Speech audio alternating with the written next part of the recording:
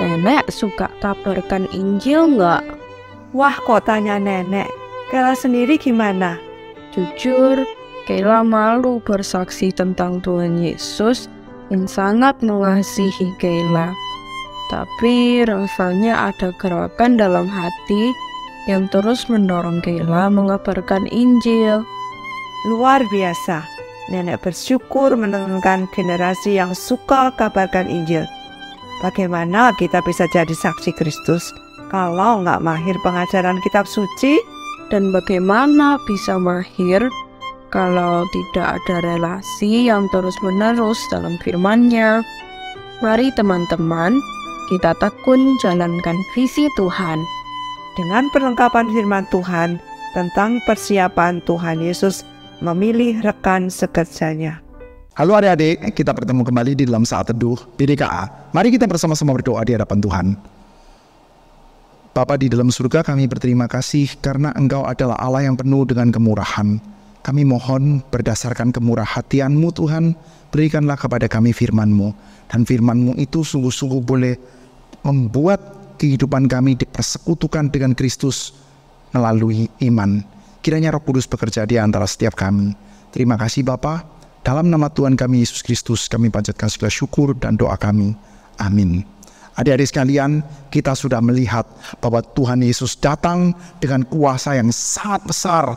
Dan ternyata kuasanya Dia adalah kuasa untuk menunjukkan kemurah hatian yang sangat besar.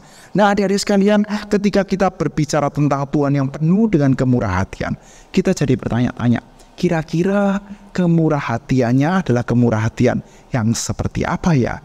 Kira-kira jangkauannya itu bisa sampai seluas apa ya?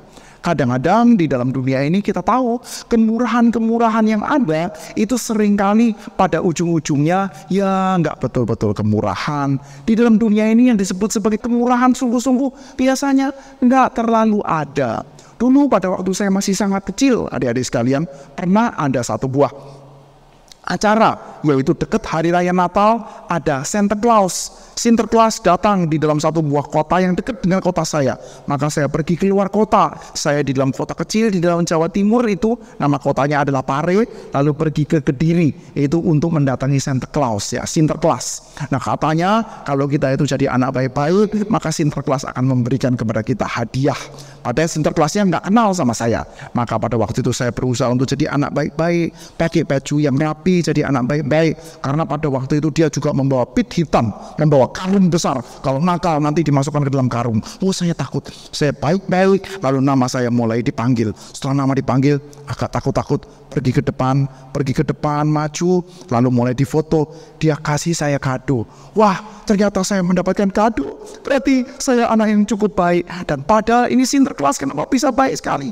Bapak-bapak tua pakai jenggot yang tebal itu. Wah, luar biasa ya, dia baik sekali. Saya tidak kenal dengan bapak ini. Lalu saya dikasih kado. Lalu pulang saya buka. Wah, ada jam tangan warnanya merah. Saya pakai jam tangan warna merah dengan sangat senang. Karena pada waktu itu saya suka dengan tokoh. Zaman saya dulu namanya Google Five. Zaman sekarang ada yang namanya Power Ranger. Zamannya kalian sekarang mungkin juga sudah tidak tahu ya. Nah itu saya suka sekali pakai jam warna merah. Lalu kemana-mana saya bangga. Ada Sinterklas yang penuh dengan kebaikan. Saya tidak kenal dengan dia, tapi saya dikasih jam tangan. Lalu kakak saya yang paling besar bilang, "Hei, saya kasih tahu kamu ya, itu yang kasih itu bukan Sinterklas. Sinterklas dia kasih sendiri kepada saya." Lalu dia ngomong, "Tidak, yang kasih kamu bukan Sinterklas. Yang kasih kamu adalah Mama. Mama yang belikan itu lalu kasih kepada Sinterklas, lalu kasih kepada kita." Di dalam dunia ini tidak ada yang baik sungguh-sungguh seperti itu. Wah, ternyata kebaikan sungguh-sungguh itu sulit untuk dapati. Tetapi di dalam Tuhan Yesus kita ketemu kebaikan yang ternyata jangkauannya sangat lebar. Selebar apa? Suatu hari ketika Tuhan Yesus datang, dia melewati satu buah rumah pajak. Apa itu rumah pajak? Rumah pajak adalah tempat para pemungut pajak, pemungut cukai itu untuk berkumpul. Pajak itu apa sih adik-adik? Cukai itu apa sih adik-adik? Pajak itu adalah pungutan-pungutan yang diambil dari masyarakat untuk negara. Apa saja yang dipungut? Oh macam-macam. Orang berdagang ada pungutannya, orang tinggal ada pungutannya. rumah ada pungutannya, lalu nanti perdagangan, beli barang dan jasa itu semua ada pungutan. Saat ini kalau adik-adik sekalian pergi makan ke restoran, pergi ke tempat umum, ke tempat restoran yang agak besar, biasanya itu misalkan ya harganya 1.000, nanti kita bayarnya 1.100 karena apa? Ada pungutan pajak, cukai. Nah, pada waktu itu pungutan pajak itu jumlahnya cukup besar, tapi adik-adik sekalian kadang-kadang jumlahnya menjadi sangat besar karena pemungut pajaknya memainkan angkanya sehingga dia bisa mendapatkan lebih lagi. Maka banyak tukang pajak yang punya uang sangat banyak, tapi karena memungut terlalu banyak, terlalu berlebihan. Banyak orang yang sangat benci dengan tukang pajak, banyak orang nggak suka. Karena apa? Karena mereka jahat. Banyak di antara mereka yang memungut uang terlalu banyak, lebih daripada yang semestinya. Dan bukan cuma itu. Pada waktu itu ingat ya, Israel sudah tidak lagi menjadi kerajaan yang mandiri. Israel adalah semacam satu buah kerajaan yang berada di bawah kendali, berada di bawah kekuasaan dari kekaisaran Romawi pada waktu itu. Maka pajak yang dipungut itu larinya nanti adalah lari kepada kekaisaran Romawi. Jadi ketika bangsa Israel membayar pajak, ketika ada tukang pajak itu datang kepada mereka, lalu mereka membayar pajak. Ketika mereka melihat ada rumah-rumah pajak dan ada banyak memungut pajak di dalamnya, mereka itu sangat benci. Kenapa? Karena mereka berasa, kamu menjajah kami, kamu sudah mengambil negeri kami, menyedot kekayaan alam kami, sudah begitu kamu masih mengambil uang kami. Setiap kali mereka membayar pajak, mereka mengingat, saya sedang ditindas, saya sedang dijajah oleh bangsa dari orang-orang yang tidak bersunat, orang-orang yang tidak kenal Tuhan. Maka orang Yahudi biasanya mereka tidak suka dengan pemungut pajak. Mereka menganggap pemungut pajak itu adalah pengkhianat. Mereka adalah orang yang tidak berbagian dari kerajaan Allah, karena mereka adalah orang yang sangat jahat. Mereka suka memungut pajak secara berlebihan dan mereka mau melayani musuh. Padahal Romawi itu tidak menyembah Tuhan. Mana mungkin kamu mau melayani orang-orang yang hatinya tidak menyembah Tuhan, bahkan mereka itu melawan Tuhan.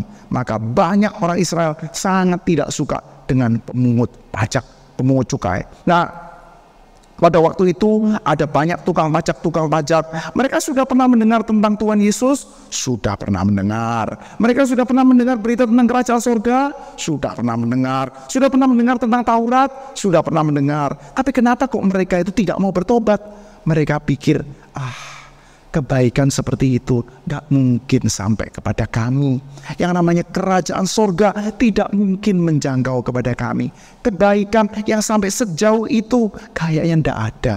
Ada sih yang baik, tapi kalau baik sampai sejauh itu kayaknya gak mungkin.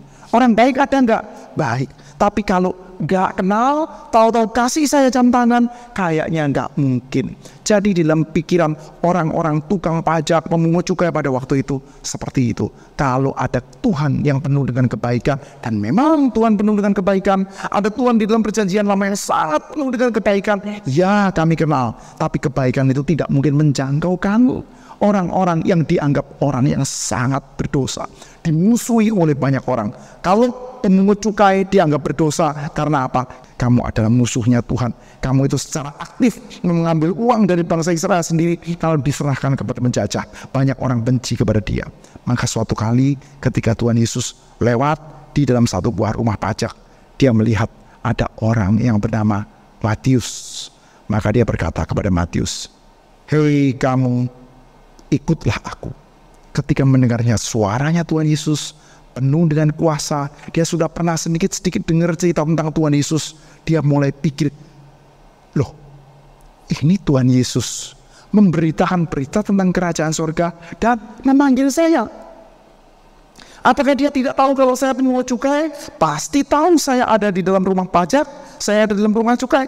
Dia tahu kalau saya pemungut cukai, tetapi dia tetap mau panggil saya. Berarti berita kebaikan Tuhan juga boleh menjangkau orang yang seberdosa saya, yang sejauh saya. Selama ini saya pikir orang seperti saya tidak mungkin diterima. Saya adalah orang yang sudah terlalu berdosa, tidak mungkin bisa kembali kepada Tuhan. Tetapi Tuhan Yesus memanggil saya, maka dia pun segera cepat-cepat berdiri, lalu dia langsung mengikut kepada Tuhan Yesus. Karena kebaikan yang seperti itu ternyata bisa menjangkau kepada kami. Adik-adik sekalian, pemungut cukai adalah orang yang diasingkan oleh masyarakat, tetapi Tuhan Yesus tidak mau mengasingkan dia. Kalau orang Kristen diasingkan karena penyakitnya, pemungut cukai diasingkan secara sosial karena mereka merasa ini musuhnya kami. Tetapi Tuhan Yesus mengatakan, kamu tidak saya asingkan. Saya mau kamu untuk mengikuti saya. Nah, banyak tradisi yang mencatat Matius yang mendengarkan suara panggilan Tuhan Yesus ini adalah Matius yang mencatat Injil Matius. Wah, ini indah sekali. Ada orang yang tadinya itu mengambil uang dari bangsa sendiri untuk penjajah yang tidak mengenal Tuhan, sekarang menjadi pengikut Tuhan Yesus dan bahkan menuliskan Injil Matius. Banyak tradisi yang mencatatkan itu, dan ini ada satu hal yang sangat membahagiakan. Kehidupan orang yang menerima cinta kasih Tuhan yang besar itu akan diubahkan dengan sangat-sangat drastis, dengan sangat luar biasa. Adik-adik sekalian, siapa kita? Siapa kamu? Siapa saya? Wah, saya adalah orang yang bukan orang baik-baik. Saya punya masa lalu, sangat jelek sekali. Sangat buruk, sangat berdosa. Saya pikir, wah, tidak mungkin yang namanya cinta kasih Tuhan bisa menjangkau saya. Tetapi cinta kasih Tuhan bisa menjangkau sampai dalam sekali. Di dalam surat Roma, Rasul Paulus mengatakan bahwa Allah mengasihi kita ketika kita ini masih adalah seterus-terunya. Adik-adik sekalian, Tuhan Yesus mencintai kamu. Saya tidak tahu kamu itu siapa. Saya tidak tahu apa yang pernah kamu lakukan. Saya tidak tahu dosa-dosamu apa. Tapi satu yang saya tahu adalah bahwa Tuhan mencintai kita semua. Oleh karena itu, adik-adik sekalian, biarlah kita juga seperti Matius, cepat berdiri dan mengikuti dia. Orang-orang di dalam dunia mungkin bisa tidak menganggap kita, tapi Tuhan memandang kita dan memanggil, "Ayo kamu, ikutlah aku." Sekarang, maka adik-adik sekalian, biarlah kita cepat-cepat mengikuti dia, Tuhan kita Yesus Kristus. Jangan mau ketinggalan. Dan adik-adik tahu, ketika Tuhan Yesus tuh mau bersekutu dengan kita, mau disatukan dengan kita, mau kita mengikut dia, kamu tahu harga apa yang harus dibayar. Di atas kayu salib, dia mengalami keterpisahan dengan cinta kasih dari Allah Bapa. Di atas kayu salib sebelum meninggal dia sempat berseru, "Allahku, Allahku, mengapa engkau meninggalkan aku?" Adik-adik sekalian, ketika banyak orang Yahudi meninggalkan pemungut cukai, Tuhan Yesus tidak mau meninggalkan. Dan harga yang harus dibayar adalah Allah Bapa meninggalkan Tuhan Yesus di atas kayu salib, begitu menderita, mengalami kekosongan cinta kasih Tuhan, dan dia mati karena dia mencintai kita. Adik-adik sekalian, ada cinta kasih yang sedemikian besar ditunjukkan kepada kamu dan kepada saya.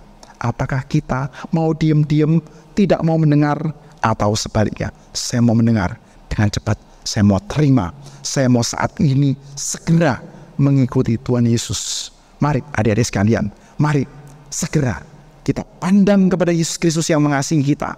Tanpa peduli kamu itu siapa, ingat dia mencintai kita. Dan ketika kita mengikuti dia, kehidupan kita akan diubahkan dengan sangat luar biasa. Biarlah kita boleh dipakai seperti Matius. Matius dipakai oleh Tuhan dengan cara menuliskan Injil Matius menjadi berkat yang banyak. Kamu akan dipakai oleh Tuhan dengan cara yang berbeda. Saya juga dipakai oleh Tuhan dengan cara yang berbeda. Tapi satu hal yang pasti, Tuhan mencintai kita, kita mengikuti dia, maka kehidupan kita akan diubahkan menjadi berkat yang besar. Mari kita bersama-sama berdoa di hadapan Tuhan. Bapa di dalam surga, kami memuji-Mu Tuhan untuk kebaikan-Mu, untuk kemurahan-Mu. Kami bersyukur karena ternyata ada kebaikan yang demikian besar yang bisa menjangkau kepada kami. Kami bersyukur karena ada kemurahan yang begitu luar biasa yang menjangkau kepada kami, orang yang paling berdosa. Tuhan, berikan cinta kasih-Mu, berikan anugerah-Mu kepada kami. Dan ketika kami ini mengikuti-Mu Tuhan, maka biarlah kehidupan kami juga boleh disucikan, ditransformasi, diubahkan menjadi sangat jauh dari kehidupan orang berdosa. Sehingga kehidupan kami ini boleh menjadi kehidupan yang penuh berkat bagi banyak orang untuk mengenal Tuhan kami Yesus Kristus. Terima kasih Bapa. Dalam nama Tuhan kami Yesus Kristus kami panjatkan segala syukur dan doa kami. Amin.